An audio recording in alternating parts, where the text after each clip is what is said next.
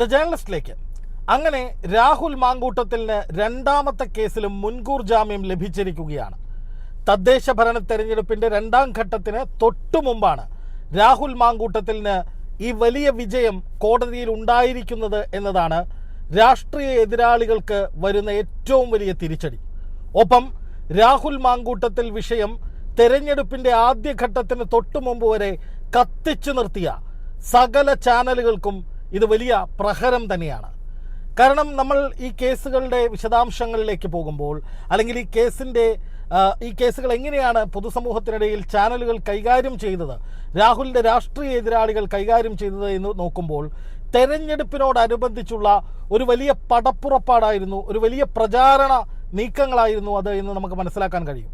അതായത് തദ്ദേശ തെരഞ്ഞെടുപ്പിന് 2 ആഴ്ച മുമ്പ് തന്നെ പരാതി വരുന്നതിന് ശേഷം എല്ലാ ദിവസവും പ്രധാനപ്പെട്ട പല വാർത്തകളെയും തമസ്കരിച്ചുകൊണ്ട് മാധ്യമങ്ങൾ, അതും ഒരു പ്രധാനപ്പെട്ട ചാനലിൻ്റെ നേതൃത്വത്തിൽ, അവർ നിരന്തരമായി രാഹുൽ മാങ്കൂട്ടത്തിൽ വിഷയം ഇങ്ങനെ കത്തിച്ചുകൊണ്ടിരിക്കുകയാണ്.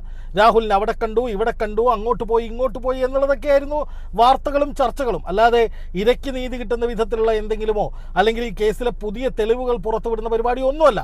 രാഹുലിനെ അവിടെ കണ്ടെന്ന അഭ്യൂഹം, രാഹുൽ ഇങ്ങോട്ട് പോയെന്ന അഭ്യൂഹം, അങ്ങോട്ട് പോയി ഇങ്ങോട്ട് പോയി എന്ന വെറും പറച്ചിലിനപ്പുറം ഈ കേസുകളിൽ ഇരകൾ എന്ന് പറയപ്പെടുന്ന പെൺകുട്ടികൾക്ക് എന്തെങ്കിലും ഗുണം കിട്ടുന്ന കാര്യങ്ങളോ അല്ലെങ്കിൽ പോലീസിന്റെ വീഴ്ചകൾ ചൂണ്ടിക്കാണിക്കുന്ന ചർച്ചകളോ ഒന്നുമല്ല നടന്നിരുന്നത്.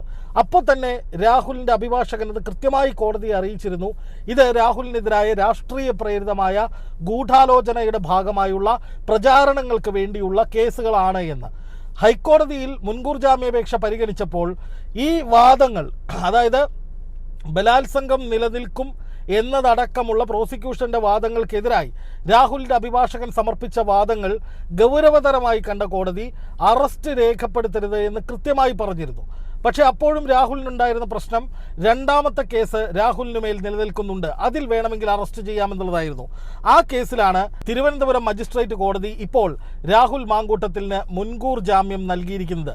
ഇതോടുകൂടി രാഹുൽ മാങ്കൂട്ടത്തിൻ്റെ നിയമ പോരാട്ടത്തിൻ്റെ പ്രാഥമികമായ ആദ്യഘട്ടങ്ങൾ വിജയമായിരിക്കുന്നു എന്ന് തന്നെ പറയാം. ഇനി രാഹുൽ മാങ്കൂട്ടത്തിന് മുൻകൂർ ജാമ്യാപേക്ഷ തള്ളുകയായിരുന്നെങ്കിൽ അത് പോലീസിന് വലിയ സമ്മർദ്ദമായി മാറിയേനെ. കാരണം രാഹുൽ മാങ്കൂട്ടത്തിൽ 2 ആഴ്ച കാലത്തോളമായി ഒരു MLA ഒളിവിലാണ്. ഈ MLA എവിടെയാണെന്ന് കണ്ടെത്താനോ ഇയാളെ പിടികൂടാനോ ഒരു വാലിഡ് ആയിട്ടുള്ള FIR പോലീസിൻ്റെ കയ്യിലുണ്ടായിട്ടും അന്വേഷണ സംഘത്തിന് സാധിച്ചിരുന്നില്ല. കോൺഗ്രസ് ആകട്ടെ രാഹുൽ മാങ്കൂട്ടത്തിനെ എന്തുകൊണ്ട് പിടിക്കുന്നില്ല എന്ന് ചോദിച്ചുകൊണ്ട് അന്വേഷണ സംഘത്തെയും ആഭ്യന്തര വകുപ്പിൻ്റെയും പിണറായി വിജയനെയും പ്രതിക്കൂട്ടിൽ നിർത്തിക്കൊണ്ട് ചർച്ച നേരെ തിരിച്ചുവിട്ടു. അതൊരിക്കലും രാഷ്ട്രീയ എതിരാളികൾ, പ്രത്യേകിച്ച് CPM സർക്കാർ ഒന്നും പ്രതീക്ഷിച്ചിരുന്നതല്ല. കാരണം അവർ വിചാരിച്ചത് രാഹുൽ മാങ്കൂട്ടത്തിനെ ആക്രമിക്കുന്നതിലൂടെ കോൺഗ്രസ് രാഹുലിനെ സംരക്ഷിക്കുന്നു എന്ന നിലയിൽ കോൺഗ്രസിനെതിരായി തെരഞ്ഞെടുപ്പിൽ ഒരു വലിയ വികാരം ഉണ്ടാക്കിയെടുക്കാമെന്നാണ്. പക്ഷെ കോൺഗ്രസ് എന്താണ് ചെയ്തത്? രാഹുലിനെ പുറത്താക്കി. അതിനെതിരെ രാഹുലിനെ അനുകൂലിക്കുന്നവർക്കിടയിൽ വലിയ വികാരങ്ങൾ ഉണ്ട് എങ്കിലും, എതിർവികാരങ്ങളുണ്ട് എങ്കിലും, അപ്പോഴത്തെ സാഹചര്യത്തിൽ കോൺഗ്രസിന് അതേ ചെയ്യാൻ കഴിയുമായിരുന്നുള്ളൂ. എന്ന് മാത്രമല്ല, VS ജോയിയെ പോലുള്ള പല കോൺഗ്രസ് നേതാക്കളും രാഹുൽ അഗ്നിശുദ്ധി വരുത്തി തിരിച്ച് വന്ന് പ്രവർത്തിക്കാനുള്ള സാഹചര്യം ഇവിടെ ഉണ്ട് എന്ന് പറയുകയും ചെയ്തിട്ടുണ്ട്.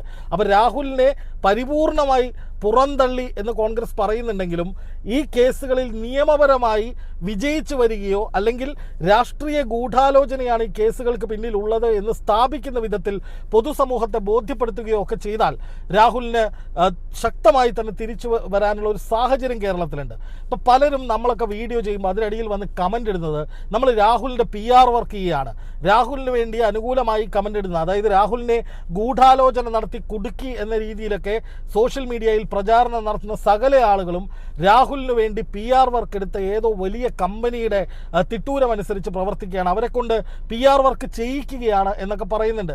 പക്ഷെ ശരിക്കും നമ്മളൊന്ന് ആലോചിച്ച് നോക്കൂ, രാഹുലിന് അനുകൂലമായിട്ടുള്ള ഒരു പൊതുവികാരം ഉണ്ട് എന്നുള്ളതൊരു യാഥാർത്ഥ്യമാണ്. അത് നമ്മൾ കണ്ടത് എവിടെയാണ്? ഈ കേസിൻ്റെ ആദ്യഘട്ടം മുതലേ നമ്മൾ കാണുന്നുണ്ട്. അതായത് രാഹുൽ മാങ്കൂട്ടത്തിനെതിരായ ഓഡിയോ ക്ലിപ്പുകൾ ചില ചാനലുകൾ സംപ്രേഷണം ചെയ്തതിന് പിന്നാലെ രാഹുൽ മാങ്കൂട്ടത്തിൽ വീട്ടിൽ അടച്ചുപൂട്ടിയിരുന്ന സമയത്ത് ഈ നാട്ടിലെ നമ്മുടെ കേരളത്തിലെ അമ്മമാരും പെങ്ങന്മാരും കുടുംബാംഗങ്ങളും ഒക്കെ ഒരുപാട് ജനങ്ങൾ രാഹുൽ തിരിച്ചു വരണം, അയാളെ കുടുക്കിയതാണ് എന്ന വാദം ഉന്നയിച്ചിരുന്നു. അതിൻ്റെ ബലത്തിലാണ് രാഹുൽ മാങ്കൂട്ടത്തിൽ തിരിച്ച് പാലക്കാട് എത്തിയത്. വോട്ടർമാർ മുഴുവൻ രാഹുലിനെ പിന്തുണയ്ക്കുന്ന ഒരു സാഹചര്യം ഉണ്ടായിരുന്നു. രാഹുലിനെ തടയാനും തളർത്താനും ഒക്കെ BJPയും CPMും പലവിധ ക്യാമ്പയിനുകൾ ചെയ്തിരുന്നുവെങ്കിലും അന്നൊക്കെ ജനങ്ങളുടെ പിന്തുണ കൊണ്ട്, കോൺഗ്രസിൻ്റെ പോലും നേരിട്ടുള്ള പിന്തുണ ഉണ്ടായിരുന്നില്ല, ജനങ്ങളുടെ പിന്തുണ കൊണ്ട് അതിനൊക്കെ അതിജീവിച്ച് പാലക്കാട് സജീവമായ ആളാണ് രാഹുൽ. അങ്ങനെ രാഹുൽ സജീവമായി പോകുമ്പോഴാണ് പൊടുന്നനെ മുഖ്യമന്ത്രിക്ക് നേരിട്ട് ഈ പെൺകുട്ടി പരാതി കൊടുക്കുന്നത്. ഇതോടുകൂടി രാഹുൽ മാങ്കൂട്ടത്തിൽ ഒളിവിൽ പോയി. പക്ഷെ അപ്പോഴും എന്തുകൊണ്ട് മുഖ്യമന്ത്രിക്ക് നേരിട്ട് പരാതി കൊടുത്തു എന്ന ചോദ്യം രാഹുലിൻ്റെ അഭിഭാഷകൻ കൃത്യമായി കോടതിയിൽ ഉന്നയിച്ചിട്ടുണ്ട്. ആ ചോദ്യം ജനങ്ങൾ ഏറ്റെടുത്തിട്ടുണ്ട്. കാരണം സാധാരണഗതിയിൽ ഒരാൾക്ക് നീതി വേണമെങ്കിൽ ഇത്തരം കേസുകളല്ല, ഏത് തരം കേസുകളാണെങ്കിലും അവരാദ്യം പോവുക പോലീസ് സ്റ്റേഷനിലാണ്. ഇവിടെ എന്തുകൊണ്ടാണ് സർക്കാരും CPMും ഒക്കെ ഈ പെൺകുട്ടിക്കൊപ്പം നിന്നിട്ടും മുഖ്യമന്ത്രി പോലും പരസ്യമായി പെൺകുട്ടിക്ക് പിന്തുണ കൊടുത്തിട്ടും പരസ്യമായി പിന്തുണ പ്രഖ്യാപിച്ചിട്ടും ഈ പെൺകുട്ടി പോലീസ് സ്റ്റേഷനിൽ പോകാതെ സ്വാഭാവികമായൊരു കേസിൻ്റെ നടപടിക്രമങ്ങൾ പാലിക്കാതെ നേരെ മുഖ്യമന്ത്രിയിലേക്ക് പോയത് എന്നുള്ളത് രാഷ്ട്രീയ ഗൂഢാലോചനയുടെ ഒരു ഉദാഹരണം എന്ന നിലയിലേക്ക് ഈ രാഹുലിൻ്റെ അഭിഭാഷകൻ കൃത്യമായി കോടതിയിൽ പറഞ്ഞിട്ടുണ്ട്. ഇപ്പം രണ്ടാമത്തെ കേസിൽ എന്താണ് സംഭവിച്ചത്? ഈ ആദ്യത്തെ കേസിൽ കോടതി രാഹുൽ ഉന്നയിച്ച പല വാദങ്ങളും വാലിഡ് ആണ് എന്ന് കണ്ടതുകൊണ്ടാണ് നോട്ട് അറസ്റ്റ് എന്നുള്ള വാദം അല്ലെങ്കിൽ എന്നുള്ള വിധി പറഞ്ഞത്. ഇന്ന് മാത്രമല്ല 15-ാം തീയതി ആദ്യത്തെ കേസിൽ മുൻകൂർ ജാമ്യാപേക്ഷ പരിഗണിക്കുകയാണ്. അത് കിട്ടാനുള്ള സാധ്യതകളും ഏറെയാണ്. കാരണം ഇപ്പോൾ തദ്ദേശ തെരഞ്ഞെടുപ്പിൻ്റെ ആ പ്രചാരണത്തിൻ്റെ പീക്ക് സമയമൊക്കെ കഴിഞ്ഞതുകൊണ്ട്, ഒന്നാം ഘട്ടം കഴിയുകയും ചെയ്തുകൊണ്ട് ഇനി രാഹുലിനെ ചാനലുകൾ വലിയ തോതിൽ ചർച്ച ചെയ്തുകൊണ്ട് രാഹുൽ കള്ളൻ, പീഡകൻ അല്ലെങ്കിൽ രാഹുലിനെ ഇപ്പം പിടിക്കും എന്ന രീതിയിലുള്ള ട്രെൻഡ് ഒന്നും സെറ്റ് ചെയ്യാൻ സാധ്യതയില്ല. കാരണം അതുകൊണ്ട് വലിയ കാര്യമില്ല. പക്ഷേ ഇനി സംഭവിക്കാൻ പോകുന്നത് ഇനി രാഹുലിൻ്റെ ഊഴമാണ്.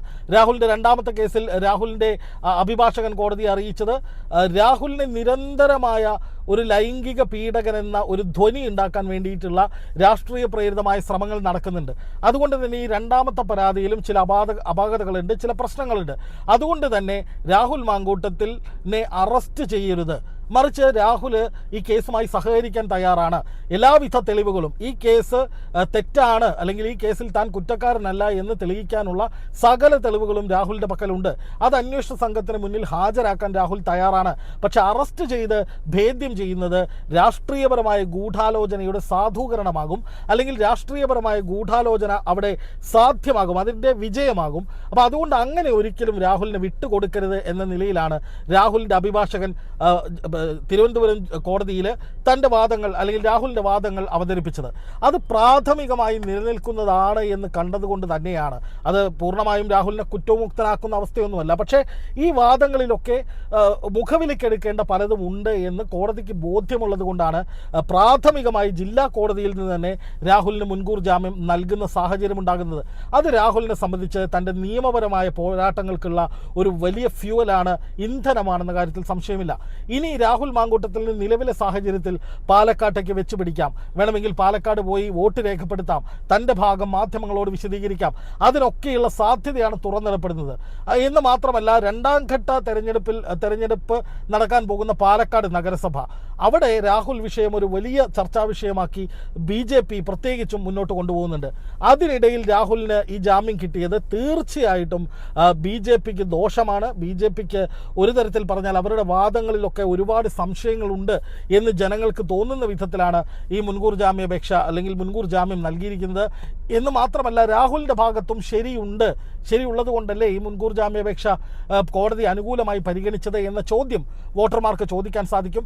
അതൊക്കെ രാഹുലിന് അനുകൂലമായ ഒരു കാര്യമാണ്. എന്ന് മാത്രമല്ല, കോൺഗ്രസിനും അത് ഗുണം ചെയ്യും. BJPയുടെ രാഹുലിനെ മുൻനിർത്തിയുള്ള കോൺഗ്രസ് വേട്ടയ്ക്കെതിരെയുള്ള നിലപാടും ഇടപെടലും കൂടിയാണ് ഈ വിധി എന്നുള്ളത് വളരെ പ്രധാനപ്പെട്ട കാര്യമാണ്. എന്ന് മാത്രമല്ല, രണ്ടാമത്തെ കേസ് കോൺഗ്രസിനെ പ്രതിക്കൂട്ടിലാക്കാൻ വേണ്ടി, കോൺഗ്രസിനെ തകർക്കാൻ വേണ്ടി ബോധപൂർവം തയ്യാറാക്കിയ ഒന്നാണ്, രാഷ്ട്രീയ പ്രേരിതമായ ഒന്നാണ് എന്ന് KPCC അധ്യക്ഷൻ സണ്ണി ജോസഫും പറഞ്ഞ സാഹചര്യത്തിൽ രാഹുലിൻ്റെ നിയമപരമായ പോരാട്ടങ്ങൾക്ക് കുറെ കൂടി അഗ്നി കിട്ടുകയാണ്, ഫ്യൂവല് കിട്ടുകയാണെന്ന കാര്യത്തിൽ സംശയമില്ല. എന്തായാലും രാഹുൽ മാങ്കൂട്ടത്തിനെ അടിച്ച് തളർത്തി വീഴ്ത്തി നിലംപരിശാക്കി കേരളത്തിലെ സകലയിടങ്ങളിൽ സ്ഥലങ്ങളിലേക്കും തെളിവെടുപ്പ് എന്ന് പറഞ്ഞ് വലിച്ചിഴച്ച് കൊണ്ടുപോയി അയാളെ ഭേദ്യം ചെയ്ത് പൊതുസമൂഹത്തിന് മുന്നിൽ അപമാനിച്ച് നശിപ്പിച്ച് കളയാം, അതുവഴി കോൺഗ്രസിലേക്കും ആക്രമണങ്ങൾ തുടരാമെന്ന് കരുതിയവർക്കുള്ള കനത്ത തിരിച്ചടിയാണ് നിയമ പോരാട്ടങ്ങളിലൂടെ രാഹുൽ നടത്താൻ ഉദ്ദേശിക്കുന്നതെന്ന് വ്യക്തമാണ്. ആ പോരാട്ടങ്ങളുടെ പ്രാഥമികമായ ഘട്ടങ്ങളിൽ രാഹുലിന് അനുകൂലമായി കാറ്റ് വീശുന്നു എന്നുള്ളത് പല ഞെട്ടിക്കുന്ന ഗൂഢാലോചനകളും വരും നാളുകളിൽ പുറത്തു വരും, അല്ലെങ്കിൽ വെളിവാക്കപ്പെടും എന്നതിൻ്റെ സൂചന കൂടിയായി വിലയിരുത്താം.